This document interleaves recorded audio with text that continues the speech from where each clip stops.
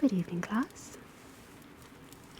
Welcome once again to Practices and Principles of Witchcraft. This evening we will be continuing our study of divination with an exploration of astrology. Please turn your witchcraft book to Lesson 9, page 175, and be sure to have your pencils ready for any note-taking or doodling you wish to do. Astrology is perhaps one of the more popular of the occult sciences, the one most used by the person in the street, although staunchly denying any belief in such matters. 9 out of 10 persons are unable to read a daily newspaper or monthly magazine without avidly scanning the horoscopes to see what the day, week, or month holds in store for them. It is useless to point out to these people that the majority of these horoscopes are, by virtue of their generality, completely worthless. In this evening's lecture, we will see the elements that make a true horoscope a very personal thing, applicable only to the one for whom it is cast. The individual horoscope, or natal chart, the one that interprets the motions of the heavenly bodies in terms of the person's life, comes under the rather awesome-sounding heading of genethliacal astrology. Yes, Gisela, that's GENETHLIACAL.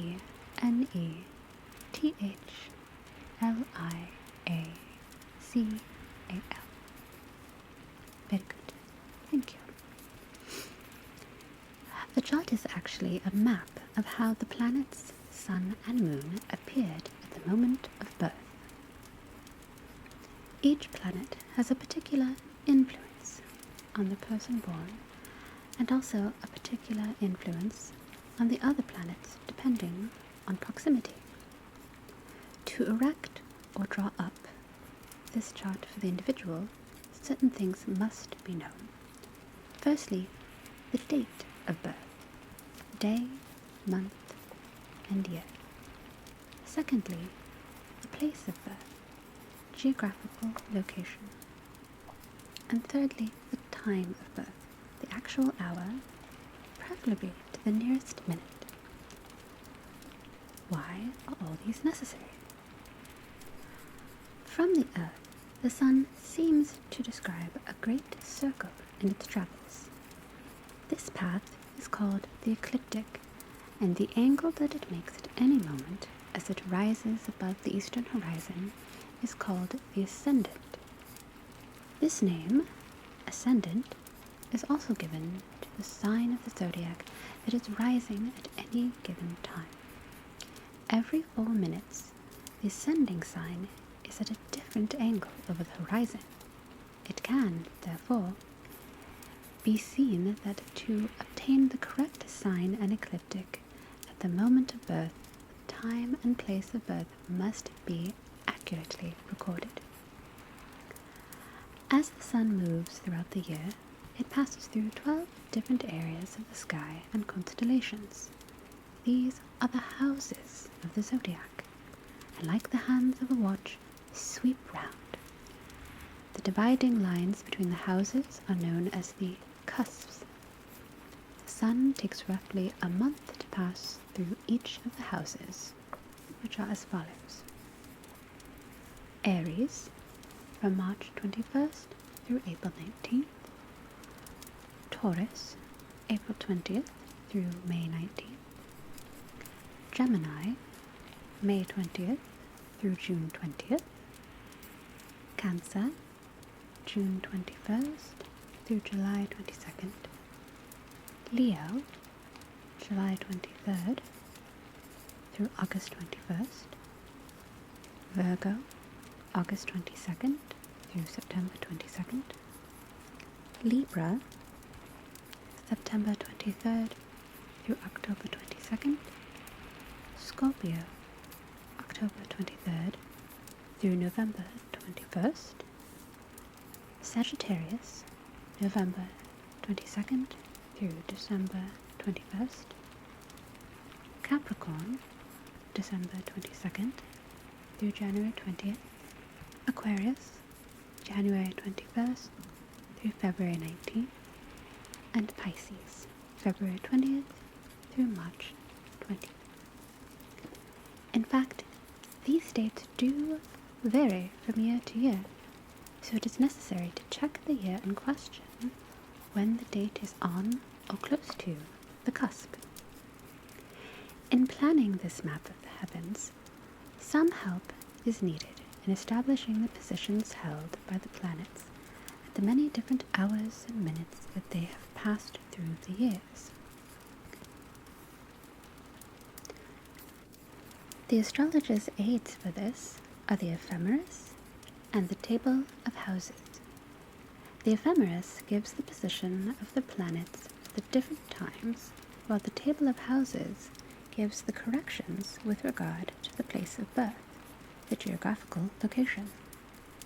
Measurement of time is given in what is known as sidereal time, measured by the stars rather than the sun. The stars appear to move around the sky at a faster rate than the sun, and this must be allowed for in the calculation of sidereal time.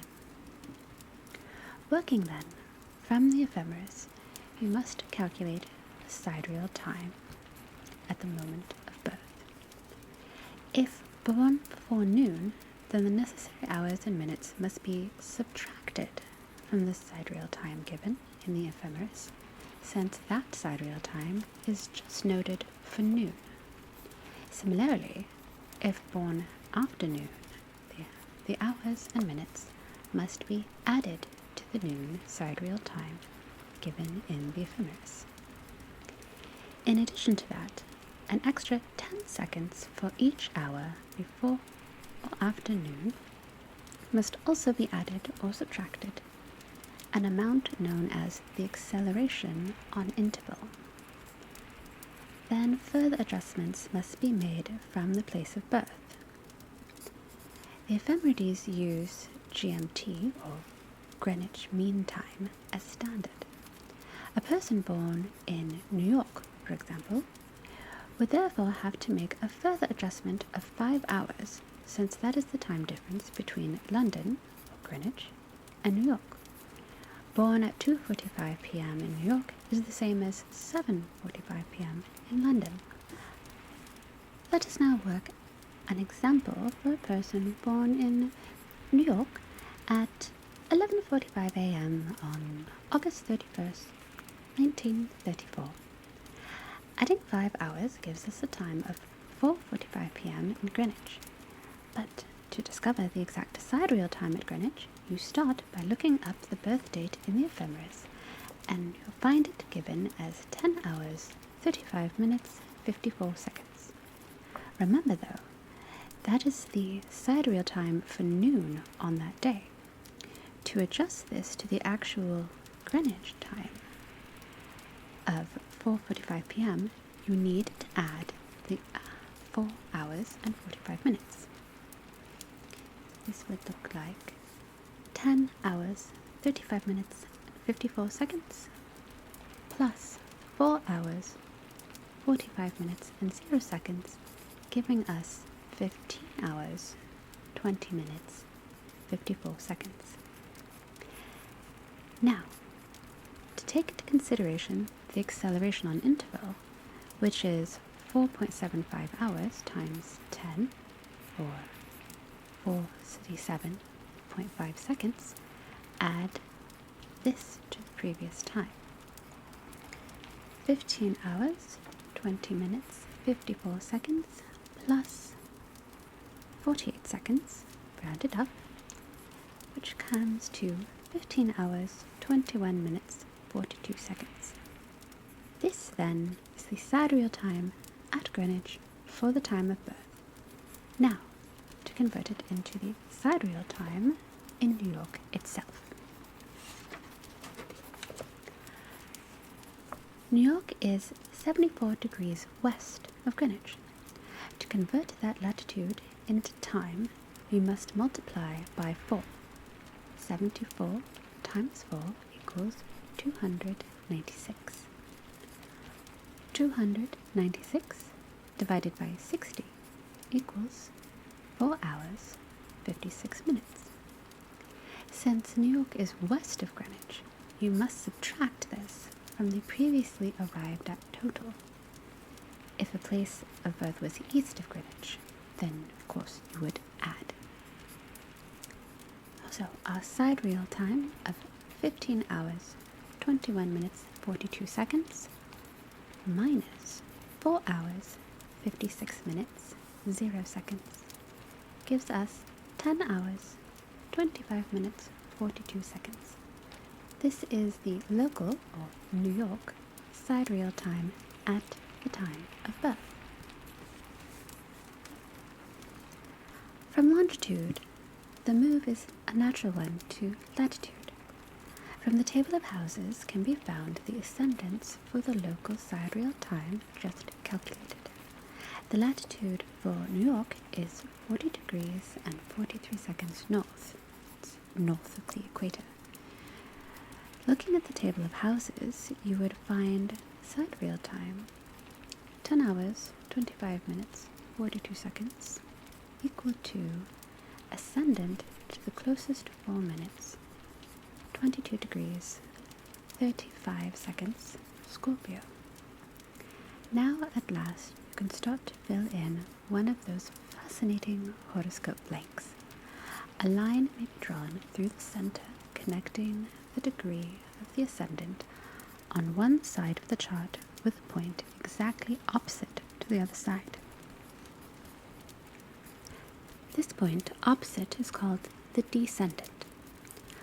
Also in the table of houses will be found the related medium coli, or MC. Its opposite point is the imum coli, the midpoint at right angles to the connected ascendant and descendant. These lines and points are also marked on the chart. The chart is now divided into its 4 quadrants.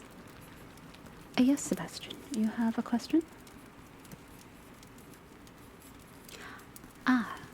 What does medium coli mean? The medium coli is also known as the midheaven or high noon. It is the highest point at the top of your chart and represents the southernmost high point above the horizon at your time of birth. It can give us information about career, life path, and public image. Likewise, the imum coli is the point in space where the ecliptic crosses the meridian in the north, exactly opposite to the midheaven. It marks the 4th house cusp in most house systems. This is of course reversed in the southern hemisphere, and tells us about roots, and also the least conscious part of the self, the deep subconscious. It symbolizes foundations, beginnings in life, and what may have been experienced through parental inheritance and homeland influences, need for security, and relationships with the home and family life. Yes, Michael. Yes, you are correct. The ascendant is also known as the rising sign. It is the easternmost or sunrise point where the ecliptic and horizon intersect. We look to the ascendant to learn about the querent's outward personality. The point in the west diametrically opposing the ascendant is the descendant, normally around the cusp of the 7th house. While the ascendant tells us about the individual, the descendant informs about the individual's relationships and life or business agreements. The next stage in drawing this map is the filling in of the house boundaries. The ascendant is the start of the 1st house, and from there will be found 12 houses. Yes, for trivias. You wish to know more about the 12 houses? Of course. The 12 houses are numbered from the east downward under the horizon, each representing a specific area of life and ruled by a planetary body. The first house is ruled by Mars. Its Latin motto is Vita, or life, and it is the house of self. This gives us information about physical appearance, traits, characteristics, acquirance resourcefulness, outlook and impressions, the ego, beginnings and initiatives. The second house is ruled by Venus. Its Latin motto is lucrum, or gain, and it is the house of value. This is material and immaterial things of certain value, money, possessions and acquisitions, cultivation, substance, and self-worth. The third house is ruled by Mercury. Its Latin motto is Fratres, meaning order or brotherhood, and it is the house of sharing.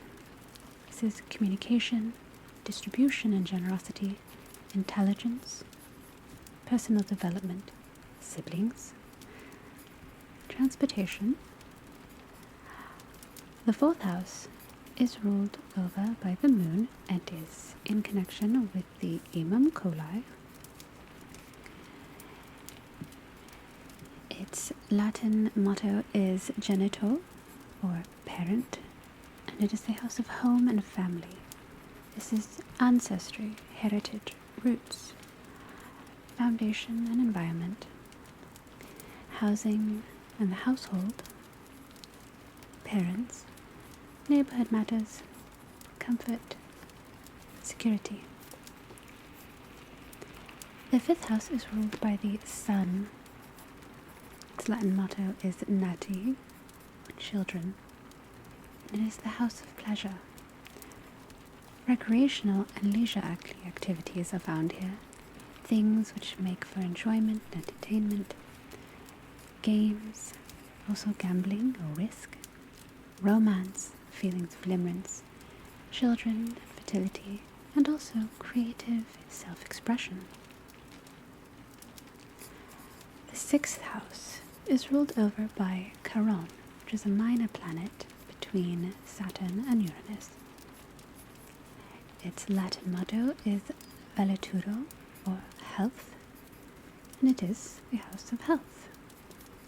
Charon, of course, was the mythological centaur doctor.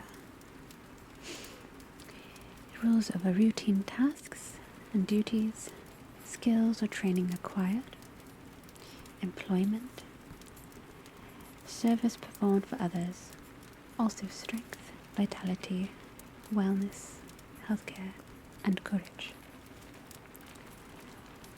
The seventh house is also ruled by Venus.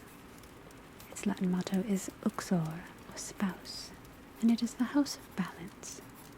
This is partnerships, marriage and business matters, diplomacy, agreements, contracts, and all things official. It also stands for equilibrium and is connected with the descendant. The eighth house is ruled by Pluto. Its Latin motto is Mor, or death, and it is the house of transformation.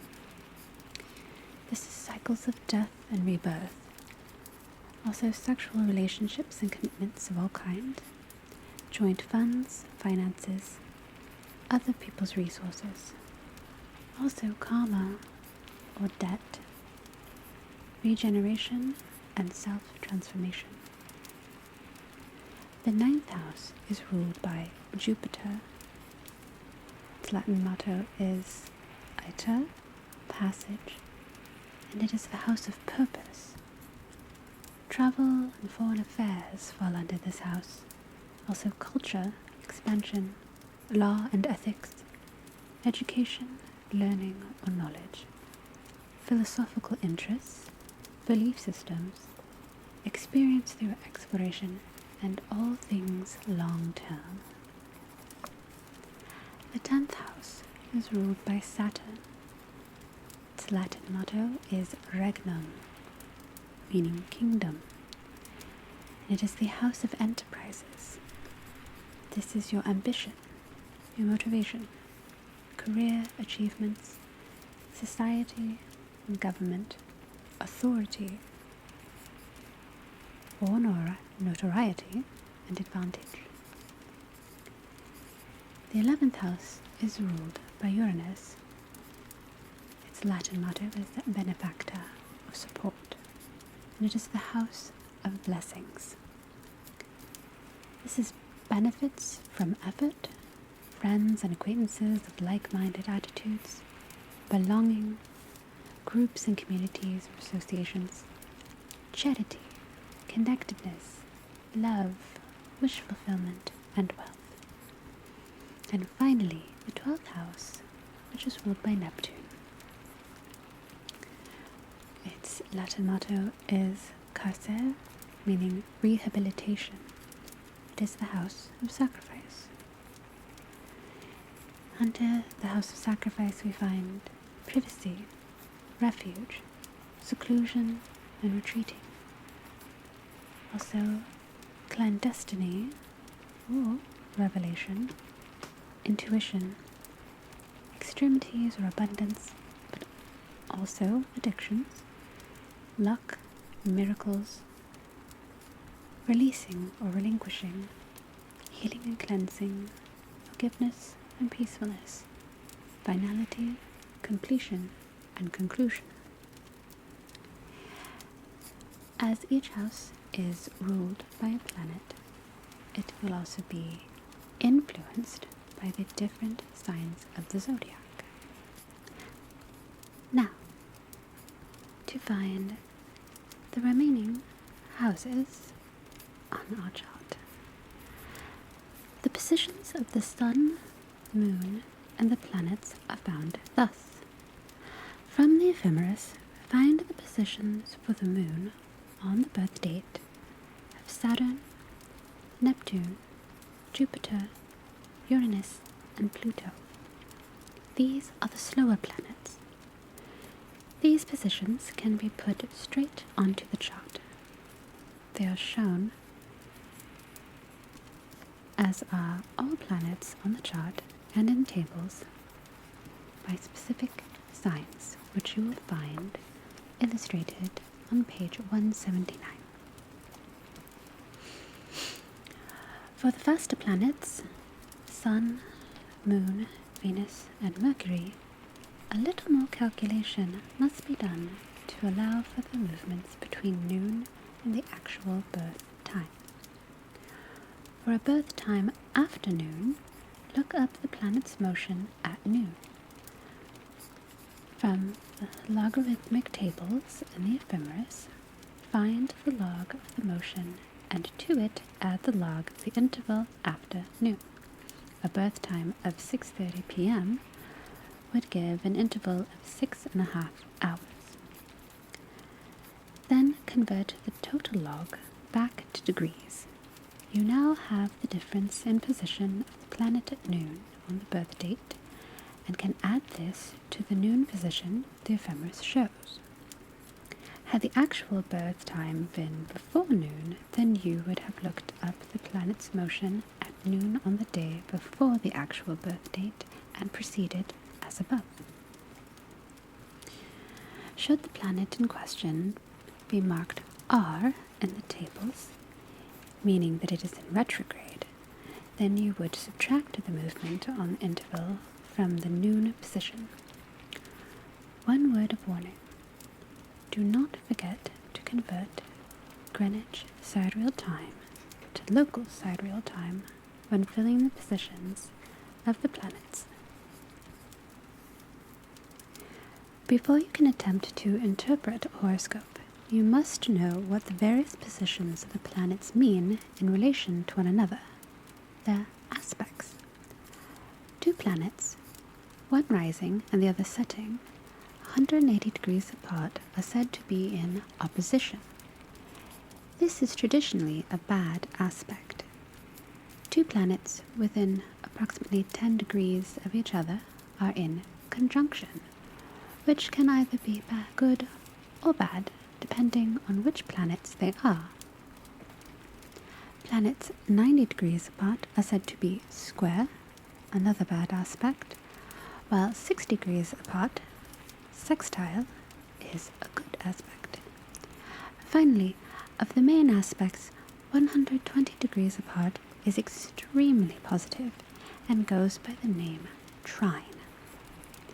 Obviously, in these positions, a certain amount of leeway is permissible, and this is usually in the order of 10 to 12 degrees for conjunction or opposition, and roughly 7 degrees for sextile. These allowances are the orbs. Now, your homework for this week will of course be to map out your own natal chart, as well as the chart of a friend or partner from class. You will use your partner's chart for your first attempt at interpretation. Interpretation of a horoscope is the hardest part, as it is in any form of divination. The interpretation begins with listing the various aspects that appear: the relationship of the sun to the zodiac, the relationship of the moon, the ascendant's position, rising and setting planets, positions above and below the horizons, relationships of the planets to the houses and to the zodiac signs, the decantes. All these aspects must be studied and explained. Examples of what might be found are Mars square with Saturn, Jupiter and the Sun in opposition, or Jupiter sextile with Mercury. Mars square with Saturn would indicate a certain amount of callousness due to Mars' ruthlessness and impulsiveness, together with Saturn's seclusion and introversion. Jupiter and the Sun in opposition could mean a somewhat self-centered person given to extravagance due to the forcefulness and determination of the Sun with the expansive wealth of Jupiter.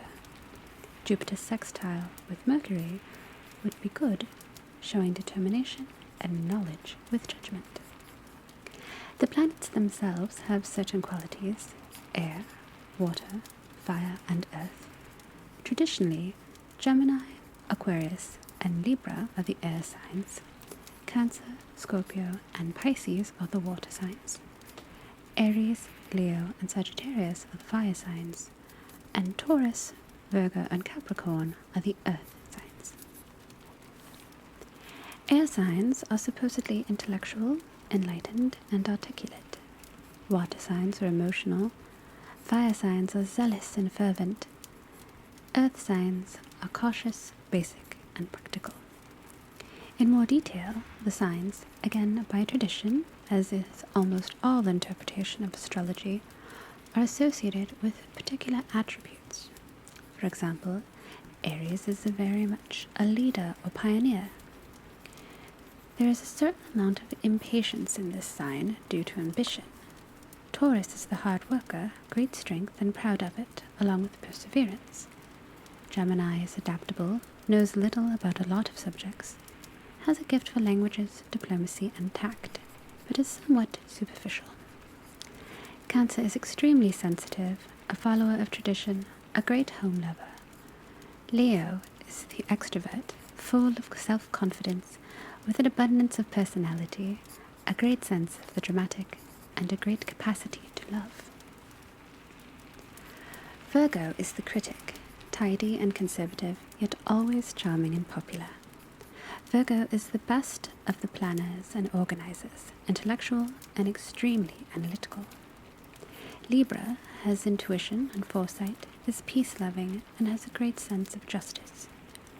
Scorpio has a tenacity and determination, great self-control, but a rather too fine opinion of the self. At times seems a contradiction to themselves, jealous and demanding.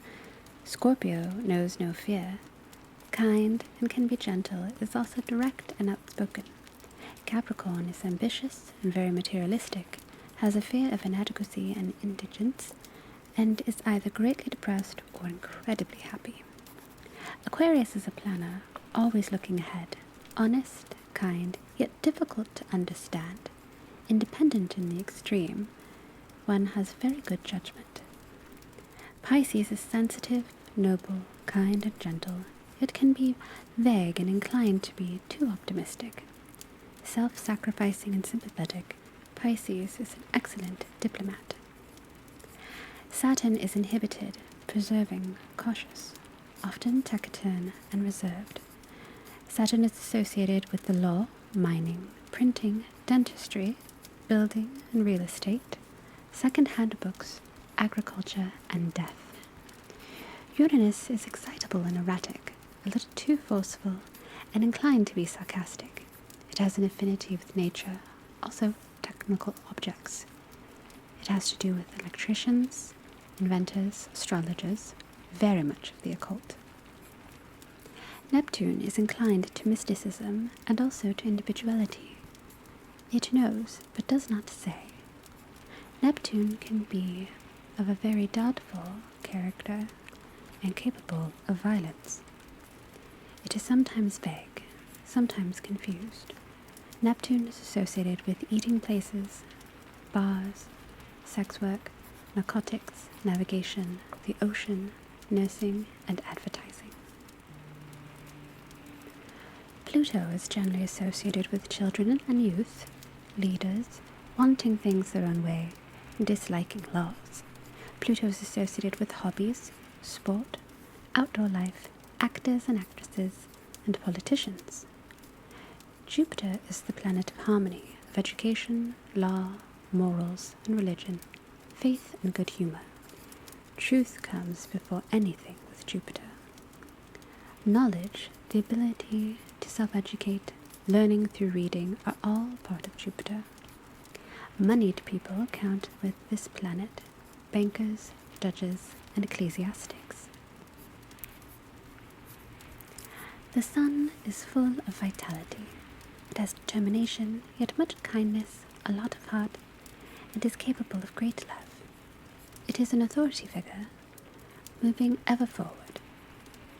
The moon, conversely, is sensitive, emotional, and domestic. The moon is a lover of water, patriotic, and interested in public welfare. Mercury is quick-witted, an extremely active mind, good for research, exploration, analysis, judgment, good for writers, teachers, and orators. Venus is again, of course, feminine and very much of love. Venus is associated with friendship, physical attraction, feeling, peacemaking, pleasures, associated with magicians, jewelers, actors, dressmakers, artists, and nurses. Mars is for action, with great energy and courage, may be brutal and may be jealous, frequently because of sexual problems.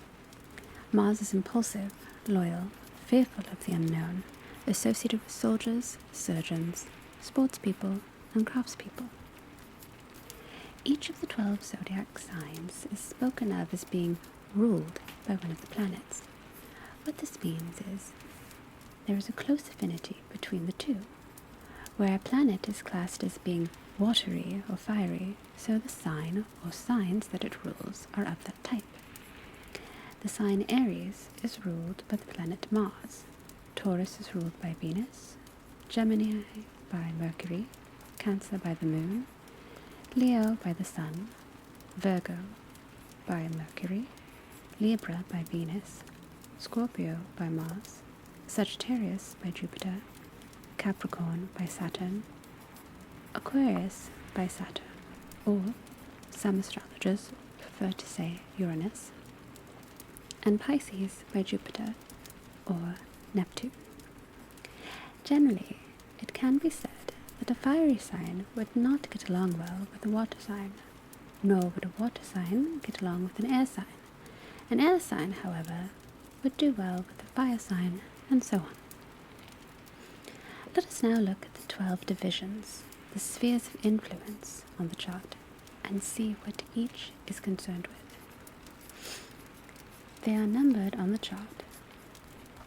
The first one is the sphere influencing the physical appearance, the body. The second deals with money, gaining or losing, investing. The third sphere is that of communication and transport, letter writing, and transportation. Also, it deals with relatives and close neighbors. The fourth sphere is the one of home and property. It deals with the birthplace, with real estate, mines, and underground places. It also deals with your parents. Pleasure, love, sex, amusement, and education appear in the fifth sphere. Sensual pleasures, especially, are here. In the sixth sphere, you will find domestic animals, health, and conditions affecting them. Clothing and physical comfort are also here. The seventh sphere of influence shows a person's spouse. Partners generally are here. In the eighth sphere are losses including death, loss of money and possessions are here. Also details of wills and legacies. The ninth sphere covers religion, spiritual things, journeys to other lands, and relatives by marriage. The 10th sphere covers your career, your business affairs, honors, and earnings. The 11th sphere covers your friends and acquaintances, hopes and fears and wishes. The 12th sphere of influence shows any confinements you may encounter, prisons, deportation, exile. It shows enemies and also, strangely, large animals. With all of this gathering of information, you may now really start on interpretation. As an example, in the 6th house, you find the moon. The 6th sphere, you know, is the one of health and physical comfort. The moon is sensitive and emotional.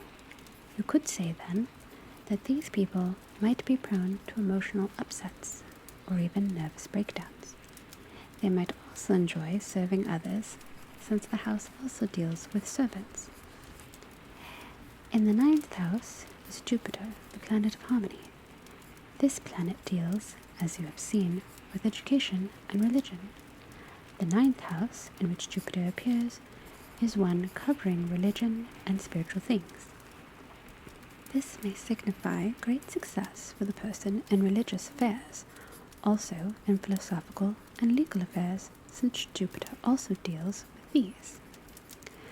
The interpretation would follow around, taking the houses one after another. Then the aspects, which you will have listed, would be interpreted according to the association for the various planets. It may be seen from the above that although some very general characteristic might be immediately given for a person born at a particular time of year, certainly no great and accurate details can be given without having more information on both the birth time and the birthplace and constructing a natal chart, the map of the planets at the time and place of birth. This evening I have spoken of the natal chart, a horoscope of the time of birth showing what the life will hold in general. Traditionally, similar charts have been made for many other purposes. They can be plotted to show what might be the influences for a particular year or other period of time. They may be plotted for countries or towns rather than for individuals.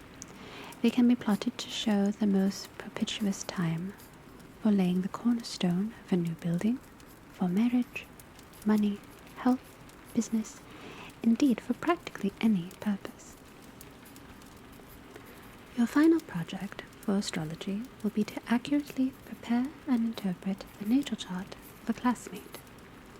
When you leave at the end of class, you will be handed a birth time and place, but no name. We will then share our interpretations and see if you can guess for whom the natal chart was plotted. For the remaining class time, you will begin to work on your own chart using the formulas from your book. You will find a blank template on page 184. You may begin now.